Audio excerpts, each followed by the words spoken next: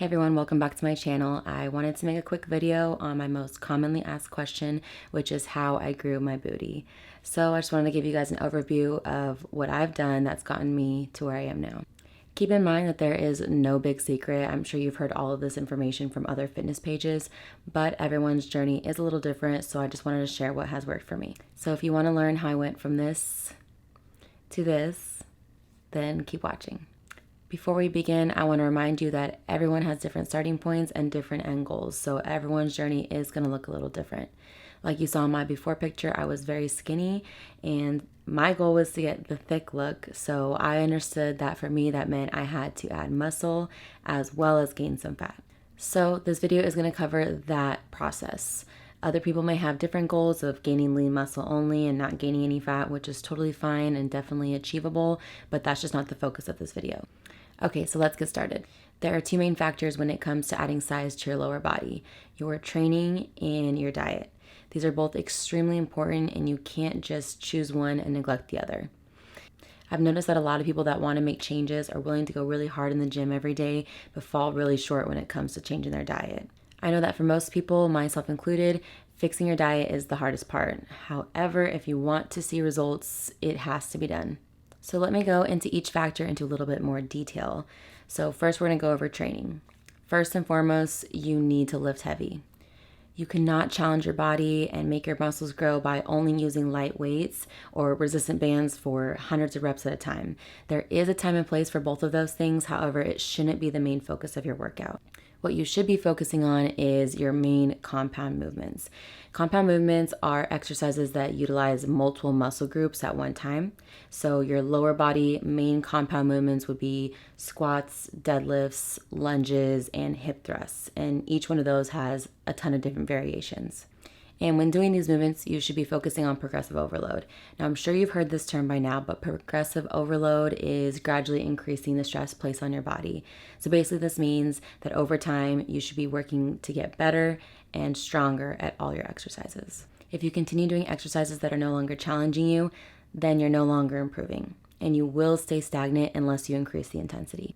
So keep this in mind. Working out should never be easy, and you should never be comfortable.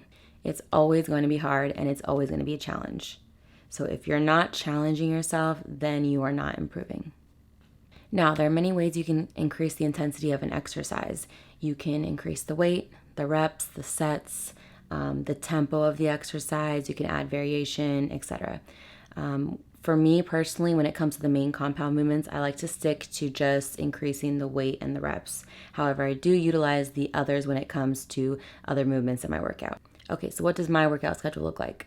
My workout split has actually stayed pretty much the same since I first started, with some small changes. Everyone's going to have their own preference when it comes to their workout split. However, this is just what has worked best for me. So Monday I do legs with a quad focus. Tuesday I do upper. However, there's no focus here. On my upper body days, I like to hit all muscle groups. Wednesday I do legs again with a glute and hamstring focus. Thursday is my rest day. Friday, I do legs again with a no focus this time. And Saturday is upper, again, no focus. And Sunday is another rest day. Since I've always had the goal of growing my glutes, I've always made sure to make time for hip thrusts and other glute exercises 2 to 3 times per week. So hip thrusts are the main compound movement for glute growth, as they activate the glutes more than any other compound movement. So I highly recommend hip thrusting 3 times per week. I saw a huge amount of growth with myself when I switched from hip thrusting twice to 3 times per week. I do some type of hip thrust variation in all 3 of my leg days, including the quad focus leg day. Keep in mind that even with hip thrusts as a priority, this does not mean you should or can neglect the other compound movements. You should be working to progressively overload in all of your exercises. If you guys want, I can make another video with more details on how to structure your workout, when it's good to add lightweight and resistant bands and things like that. But for now, I'll just kind of give you a general rundown of my lower body days. Monday, which is my quad focus leg day, my main compound movement is barbell back squats. But I do throw in dumbbell hip thrusts, sometimes near the end of my workout with the other accessories. Wednesday, which is my glute and hamstring focus leg day, my main compounds are hip thrusts and deadlifts. And this is my heavy hip thrust day. So I work on really heavy weight in the lower rep ranges. And Friday, my main compound is hip thrusts again. However, this is my like medium weight day. So I use a little bit lighter weight and focus on higher rep ranges. Some of the main accessory movements that I make sure to include throughout the week are RDLs, lunge variations like walking lunges, reverse lunges, split squats, leg press, hamstring curl, leg extensions, and glute focus back extensions. Of course, I do a million other exercises as well. Those are just the main ones I make sure to always include every week. Another part of training that you don't want to neglect is your upper body. So even if you aren't looking to add size to your upper body, it's super important to be well-rounded in order to continue progressing. All of the lower body compound movements rely on muscle groups in your upper body, so it's important to progress both in order to avoid any kind of plateau. Just for one example, in barbell back squats, your lower back is highly engaged. So you could be ready to move up in weight with your legs, like your legs could handle extra weight. But if your back can't support the weight that's on the bar, then it's going to hinder you from progressing. Okay, and lastly, you need to be persistent. Make a workout schedule and stick to it. If you miss too many days, make excuses too often, or are inconsistent with your training, then you're not going to see the results that you want.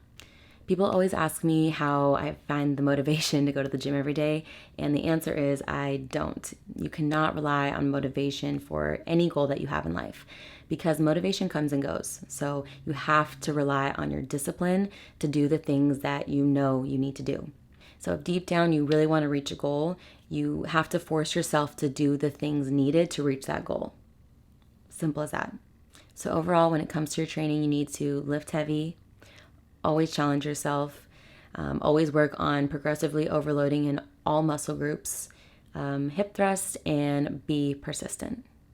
All right, so on to the next factor of growing your glutes, which is your diet. So just like I said before, you have to remember that everyone has different starting points and different end goals. So someone who is underweight may not have the same approach as someone who is overweight, even if they have the same end goal. I started off very skinny with no muscle whatsoever, so I'm going to be talking about the approach that I took from that starting point. Like I said, my goal was to get thick. So if you're looking to add thickness to your lower body, then one of the most important steps is starting to eat more. Your current eating habits are what brought you to your current body. So if you want to add size to your current body, you need to start eating more. I always recommend to start increasing your calories slowly. So once I figured out about how many calories I was eating on a daily basis, I increased about 100 grams every 2 weeks. So you can do this a little slower, a little faster, just depends on how your body adjusts to it. And I think this can be a hard step for a lot of women. It's pretty scary to start increasing your calories because we don't want to be adding unwanted fat. However, if your goal is to get thick like mine was, then it's absolutely necessary. So keep in mind, and people hate to hear this, but you cannot pick and choose where to add fat to your body.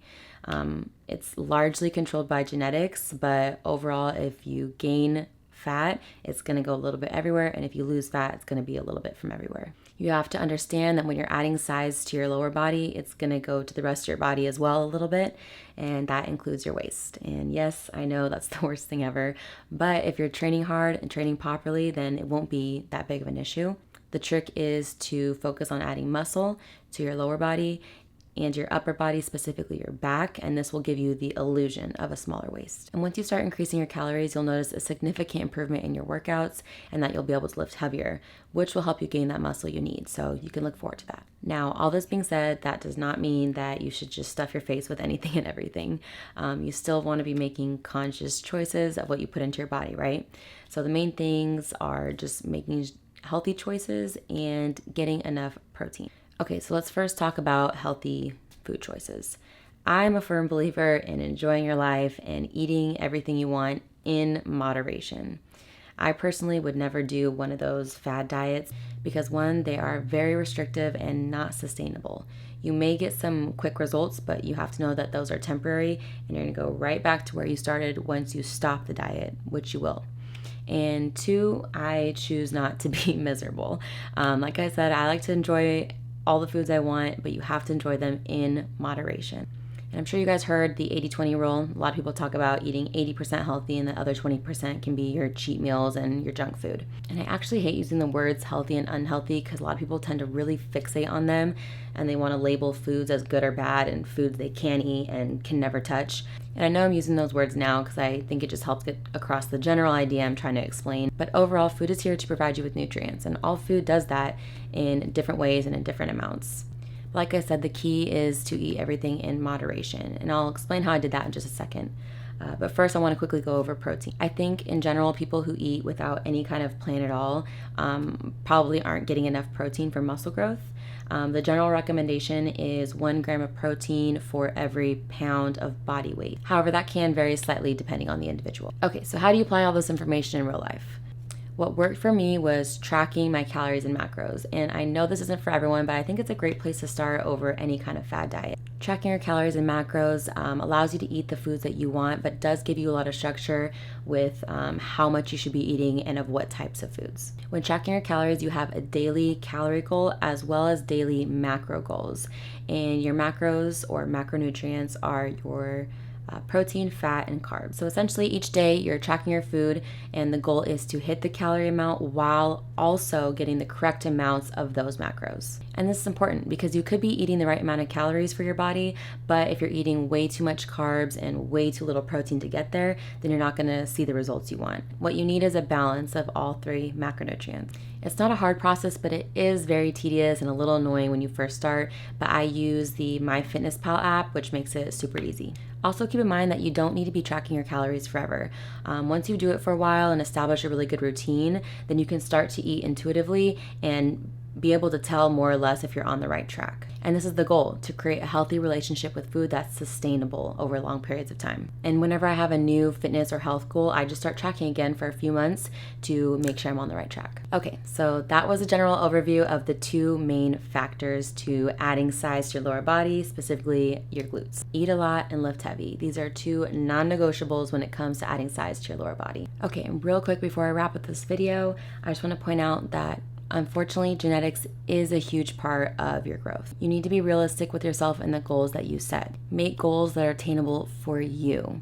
For example, your bone structure is your bone structure. You cannot change that. Like I showed you earlier, I used to be very skinny, and from straight on, I felt really straight, like a rectangle. So when I first started thinking about working out, that was the first thing I wanted to change. I wanted to work on making my waist smaller and making my hips bigger. But I learned real quickly that it's not on the cards for me. You can't change the physical structure of your body. But what I did change, or what I did focus on, was the places that can grow, like your glutes, your hamstrings, your quads, and your back. So really focus on what's attainable for you. Be realistic. All this to say, just please love your body the way it is. It's the only one you have, and work on things that will enhance your own body. Don't chase someone else's figure. Just do what works best for you specifically. Okay, I know this is a long one, but that was the general approach that I took to growing my legs and glutes. Let me know down in the comments if you have any questions or if you want a more detailed video on any of the topics we discussed. Try to go into detail as much as I can, but I didn't want to make it too crazy long. So anyway, thank you guys for listening, and I will talk to you soon.